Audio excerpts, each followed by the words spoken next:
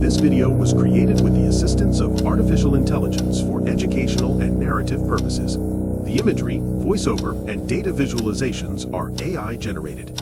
The financial estimates and historical interpretations presented are based on available research, but are subject to debate and may contain simplifications.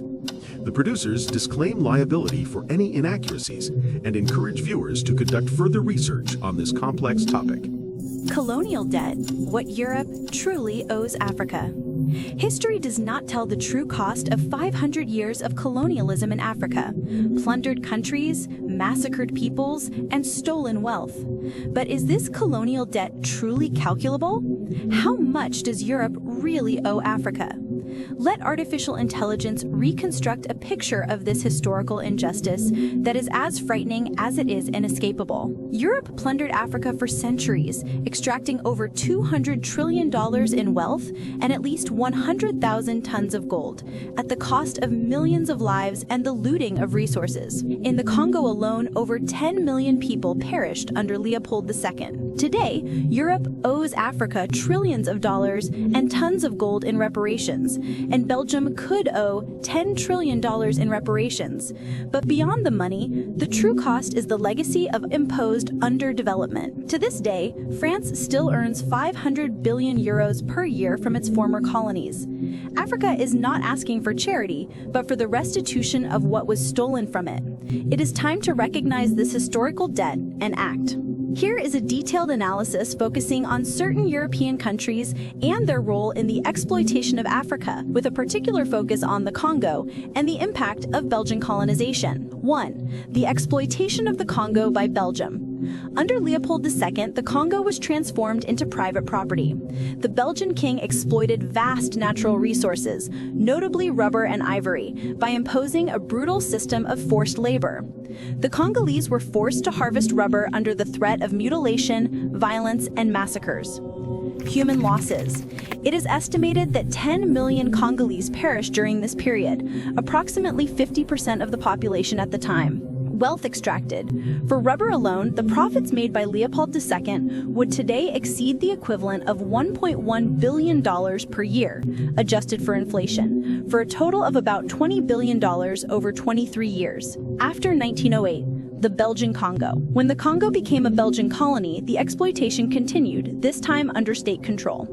The Congo's copper, cobalt, diamonds, and gold contributed significantly to Belgium's industrialization and economy.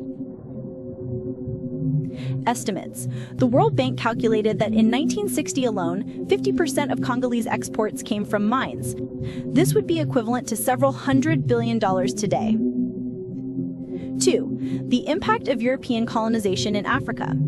Other colonial powers also extensively plundered Africa. France. Colonization of West and North Africa. France exploited agricultural resources, cotton, peanuts, cocoa, and minerals, gold, uranium.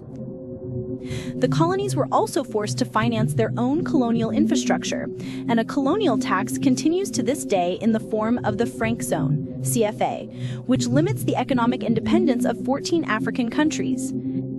Estimate of extracted wealth. African economists estimate that France earns about 500 billion euros per year from its former colonies through monetary and economic manipulation. In historical terms, this could amount to 10 trillion euros or more. United Kingdom. Exploitation of East and Southern Africa. The UK plundered diamonds and gold from South Africa, copper from Zambia, and other resources. Furthermore, African colonies were forced to participate in both world wars by providing soldiers and raw materials. Estimates. The wealth extracted from South African mines combined with resources from other British colonies could be estimated at $20 trillion. Germany, Portugal, Spain, and Italy. These powers also played a role in the plunder of resources in the slave trade. Although their impact was lesser than that of France or the UK, the losses for the African countries they exploited, Namibia, Angola, Mozambique, Eritrea, Libya, remain significant. Reparations in terms of wealth and gold.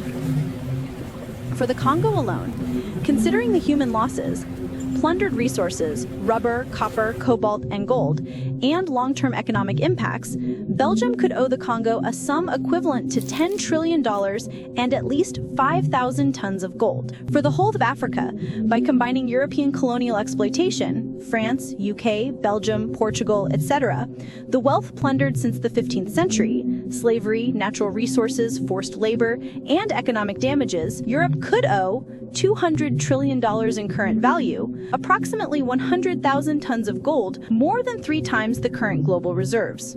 The moral debt and reparations. Beyond the numbers, it is crucial to recognize that colonial exploitation left deep scars.